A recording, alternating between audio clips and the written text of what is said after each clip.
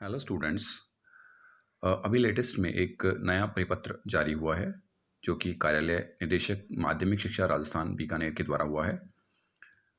राजस्थान राज्य में कक्षा 9 से 12 के लिए अभी विद्यालय आने से संबंधित कुछ परिवर्तन किया गया है और कुछ इंस्ट्रक्शंस दी गई है।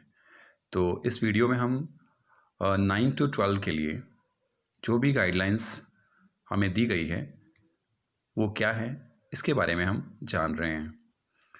तो परिपत्र सामने खुला हुआ है।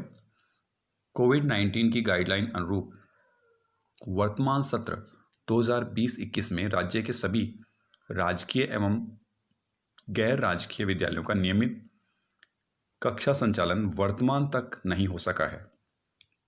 अभी तक यानी क्लासेस आपकी नहीं हो पाई है। अध्ययन की निरंतरता के लिए विद्यार्थियों को पाठ्यपुस्तक, स्माइल अध्ययन सामग्री, ई कक्षा, डिजिटल सामग्री, कार्य पुस्तिकाएँ उपलब्ध करवाई जा रही है तथा इस अध्ययन में सहमति से विद्यालय में दिनांक 21 सितंबर 2020 से आने की अनुमति हेतु आदेश जारी किए गए थे।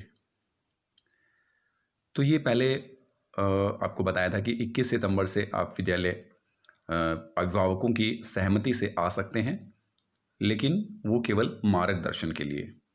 अब देखते हैं कक्षा 9 से 12 हेतु अतिरिक्त जो कार्य करना है अब वो क्या है। फर्स्ट पॉइंट है जिज्ञासा समाधान एवं मार्गदर्शन के लिए अभिभावकों की सहमति से विद्यालय आने वाले 9 से 12 के विद्यार्थियों को जिज्ञासा समाधान के अतिरिक्त विद्यालय आने के दौरान सप्ताह भर के लिए गृह कार्य भी दिया जाएगा। यानी सभी स्टूडेंट्स को होमवर्क करना है, गृह कार्य करना है प्रत्येक विषय का। और सेकंड पॉइंट है प्रदत्त गृह कार्य हेतु विद्यार्थी अपनी विषयवार नोटबुक संधारित करेगा जिसे साप्ताहिक रूप से जांचा जाएगा। यानी विषयवार आपको एक नोटबुक बनानी है जिसमें आपको होमवर्क देना है और ये होमवर्क वीकली चेक किया जाएगा, साप्ताहिक रूप से चेक किया जाएगा।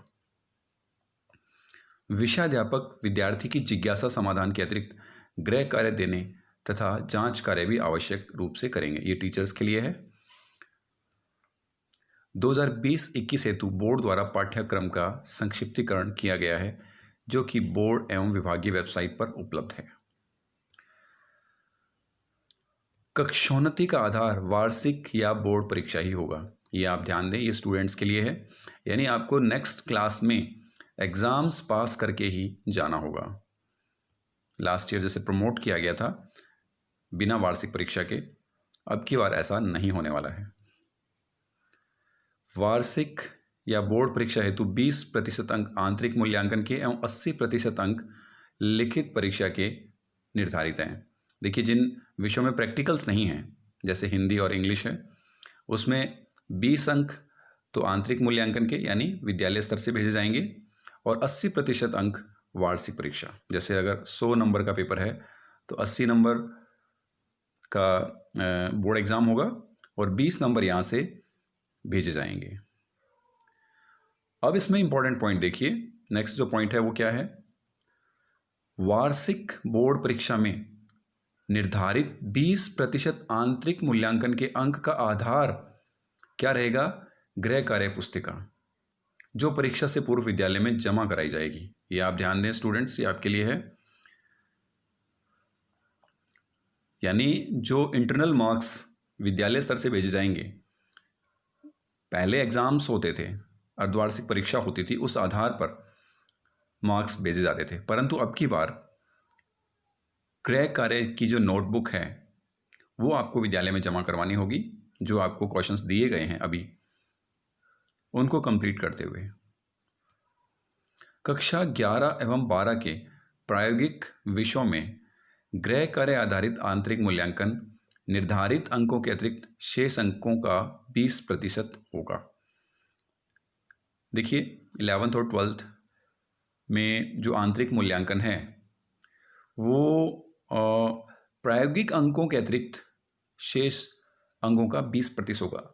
लेकिन यहाँ आपको ये समझना है, जैसे जीव विज्ञान, भौतिक विज्ञान, रसायन विज्ञान और भूगोल में 14 मार्क्स यहाँ से भेजे जाएंगे और चित्रकला संगीत में 6 अंक। यानी विद्यालय से जो अंक भेजे जाएंगे प्रैक्टिकल वाले जो सब्जेक्ट्स हैं, कौन कौन से, जीव विज्ञान, भौतिक विज्ञान, रसायन विज्ञान और भूगोल में 14 मार्क्स विद्यालय स्तर से बोर्ड को भेजे जाएंगे।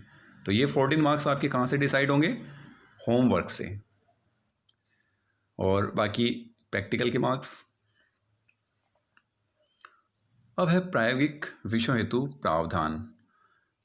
तो साइंस वाले स्टूडेंट्स ध्यान दें, कक्षा 11 व 12 के जिन विषयों में प्रायोगिक परीक्षा का प्रावधान है उन विषयों के विद्यार्थी जिज्ञासा समाधान हेतु विद्यालय आने के साथ प्रयोगशाला की क्षमता अनुरूप एक बार में एक प्रयोग का अभ्यास कर प्रायोगिक कार्य की तैयारी करेंगे। देखिए 11-12 के जो स्टूडेंट्स विद्यालय आ रहे हैं जिज्ञासा समाधान के लिए, उसी प्रकार आपको एक्सपेरिमेंट करने के लिए भी आना है। तो वीक में एक बार एक प्रैक्टिकल आपको करवाया जाएगा। तो ये विद्यालय स्तर की व्यवस्था है, लेकिन इसमें प्रयोगशाला में कोविड-19 की जो गाइडलाइंस है उसकी अनुपालना आवश्यक है। संस्था प्रधान द्वारा मार्गदर्शन के लिए आने वाले कक्षा 11-12 के विद्यार्थियों के लिए ऐसी व्यवस्था की जाए कि विद्यार्थी को कम से कम सप्ताह में एक बार प्रायोगिक कार्य का अवसर प्राप्त हो सके। तो वीक में एक बार आपको अभी प्रैक्टिकल्स करने होंगे। नेक्स्ट है, संस्था प्रधान द्वारा प्रायोगिक कार्य हेतु यह सुनिश्चित किया जाएगा कि प्रयोगशाला में किसी भी समय प्रयोगशाला की क्षमता से आधे से कम विद्यार्थी उपस्थित रहें। कोविड-19 की गाइडलाइन की पालना हो। यानी जैसे अगर प्रयोगशाला की कैपेसिटी 10 है तो 5 स्टूडेंट्स से कम एक साथ प्रैक्टिकल सीखने आ सकते हैं। नेक्स्ट है, विद्यार्थियों को प्रायोगिक कार्य हेतु 2 घंटे का समय उपलब्ध करवाया जाकर विषय के निर्धारित पाठ्यक्रम में से 10 प्रायोगिक कार्य करवाए जाएं। यानी आपको कुल 10 प्रैक्टिकल करने हैं और एक बैच जो भी आ रहा है वो 2 घंटे का समय उसको उपलब्ध करवाया जाएगा प्रयोग करने के लिए, सीखने के लिए। विद्यार्थियों द्वारा प्रायोगिक कार्य की एक प्रायोगिक पुस्तिका का संधारण करवाया जाएगा। ये तो हमेशा की तरह आप जो प्रैक्टिकल का रिकॉर्ड तैयार करते हैं वो रिकॉर्ड तैयार करना होगा। विषयवार चयनित 10 प्रायोगिक कार्य अंतिम प्रायोगिक परीक्षा का आधार होंगे। विद्यालय उक्त 10 प्रायोगिक कार्य को चिन्हित कर तैयारी करवाएंगी। जो फाइनल एग्ज़ाम होगा, प्रैक्टिकल एग्ज़ाम, वो इन 10 में से ही होगा। इस कक्षा स्तर के लिए प्रायोगिक परीक्षा का आयोजन मुख्य परीक्षोपरांत आयोजित होना प्रस्तावित है। यानी आपके जो थ्योरी एग्ज़ाम है उसके बाद प्रैक्टिकल एग्ज़ाम होगा। प्रायोगिक परीक्षा बोर्ड विभाग द्वारा विषय हेतु निर्धारित अंक की होगी। जो बोर्ड जैसे हमेशा 30 मार्क्स का होता है 12th क्लास के लिए, तो ये 30 मार्क्स प्रैक्टिकल एग्ज़ाम के लिए रहेंगे। अंतिम प्रायोगिक परीक्षा में 50% अंक विद्यार्थी द्वारा संधारित प्रायोगिक अभ्यास पुस्तिका के आधार पर होंगे। यानी संधारित प्रायोगिक अभ्यास पुस्तिका के आधार पर होंगे। यानी आपने जो प्रैक्टिकल रिकॉर्ड तैयार किया है उसमें 50% मार्क्स आपके उसके होंगे, रिकॉर्ड के।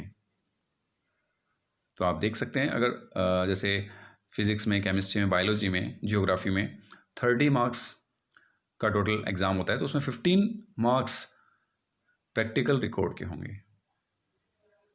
तो आप देख सकते हैं रिकॉर्ड जो है, रिकॉर्ड संधारण वो बहुत ही इंपॉर्टेंट है, चाहे होमवर्क की नोटबुक हो चाहे प्रैक्टिकल का रिकॉर्ड हो। गैर सरकारी विद्यालयों में भी कक्षा 9 से 12 हेतु गृह कार्य, प्रायोगिक अभ्यास कार्य, परीक्षा योजना तथा पेपर पैटर्न राजकीय विद्यालयों के अनुसार ही होगा। ओके, अब बात करते हैं वेरी इंपॉर्टेंट प्रश्न पत्र पैटर्न। देखिए अब हम प्रैक्टिकल के बारे में जान चुके हैं, किस तरह से प्रैक्टिकल आपको करने हैं, थ्योरेटिकल पार्ट के बारे में भी जान चुके हैं। अब देखना चाह रहे हैं कि प्रश्न पत्र पैटर्न किस प्रकार का रहेगा। सत्र 2020-21 हेतु प्रश्न पत्र में बहुवैकल्पिक प्रश्नों को भी सम्मिलित किया जाएगा। अन्य अति लघुत्तरात्मक एवं निबंधात्मक प्रश्नों में आंतरिक चयन का विकल्प उपलब्ध करवाया जाएगा। देखिए, अब आपके ऑब्जेक्टिव टाइप क्वेश्चंस भी आएंगे, मल्टीपल चॉइस टाइप के क्वेश्चंस भी पूछे जाएंगे। अति लघुत्तरात्मक और निबंधात्मक प्रश्नों में ऑप्शंस भी आएंगे, यानी आपको चयन करना होगा। 2 क्वेश्चंस, लगभग सभी प्रश्नों में आपको चयन उपलब्ध करवाया जाएगा। ये काफ़ी अच्छा है विद्यार्थियों के लिए, क्योंकि पूरे वर्ष पर तैयारी नहीं की है, तो यानी संक्षिप्त सिलेबस में भी अगर आप 50% कर लेते हैं तो भी आप अच्छा परफॉर्म कर सकते हैं। इसी प्रकार निबंधात्मक प्रश्नों की संख्या कम की जानी है।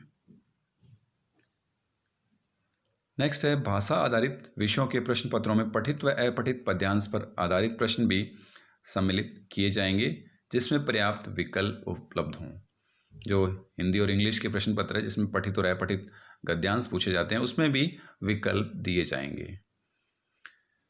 विद्यार्थियों की परीक्षा तैयारी हेतु परीक्षा योजना पैटर्न अनुरूप नमूने के प्रश्न पत्र 15 जनवरी 2021 के उपरांत उपलब्ध करवाए जाएंगे। यानी 15 जनवरी 2021 के बाद आपको किस टाइप का पैटर्न आएगा, किस टाइप से क्वेश्चंस पूछे जाएंगे, वो इसमें उपलब्ध करवाएंगे। ये आगे 6 to 8 के लिए है, 3 to 5 के लिए, 1 to 2 के लिए, बट हमारे लिए इम्पोर्टेंट 10th 12th है अभी। तो इस प्रकार के नए प्रावधान किए गए हैं। तो प्रिय विद्यार्थियों, कोविड-19 में विद्यार्थियों के लिए एक चैलेंज भी है कि बदलती हुई परिस्थितियों में आप अपने आप को किस तरह से ढाल सकते हैं। बदलती हुई परिस्थितियों के अनुसार आप किस तरह अपनी रणनीति बनाकर कार्य कर सकते हैं। तो ये कम्प्लीटली स्टूडेंट फ्रेंडली है, बहुत अच्छा परिवर्तन किया गया है। और जहाँ तक बात है सिलेबस कम करने की, वो सिलेबस ऑलरेडी कम किया जा चुका है, उसमें किसी भी प्रकार के फेरबदल की आशंका अभी नहीं है। तो हमें उसी सिलेबस को फाइनल मानते हुए तैयारी स्टार्ट कर देनी है, और जो भी इसमें बताया गया है उसके अनुसार विद्यालय आकर गृह कार्य और प्रायोगिक कार्य करना है। Thank you.